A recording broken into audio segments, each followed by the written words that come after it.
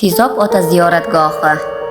Tizob ota ziyoratgohi Qashqadaryo viloyati Yakkabog' tumanida joylashgan tarixiy obidalardan biridir. Ushbu ziyoratgohda Tizob ota nomidagi xonaqah, masjid va qabriston mavjud.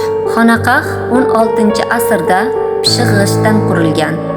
Ichida Nigor bibi bin Doston hamda Shayx bibi bin Muhammad al-Mashhur Begulbodiy Bahodirga tegishli ikkita sandiq sifat qabrtosh bor. Maqbaraga keyinchalik bir kichik beshiktosh ham kiritib qo'yilgan. Unda ham yozuvlar bor. Biroq xonaqah noma'lum sabablarga ko'ra yopiqligi sababli kirishning imkoni bo'lmadi. Tizob ota masjidi. Masjidning faqat qishki binosi saqlangan.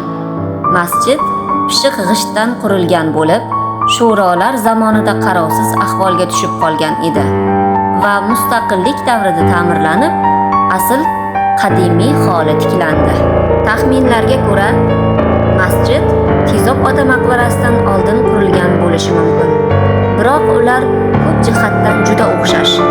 Hozircha uning barpo qilinishi haqida yozma ma'lumotlar uchramadi. Biroq bu hududlarda vaqf yerlari bo'lganligi sababli keyinchalik Tizob masjidi haqida ham tarixiy axborot chiqib qolishidan umid qilamiz. Manbalarga ko'ra, bu maskan 1925-yillarda ham qadimgi Shahrisabz viloyatining Mo'minobod amloki tarkibida bo'lgan.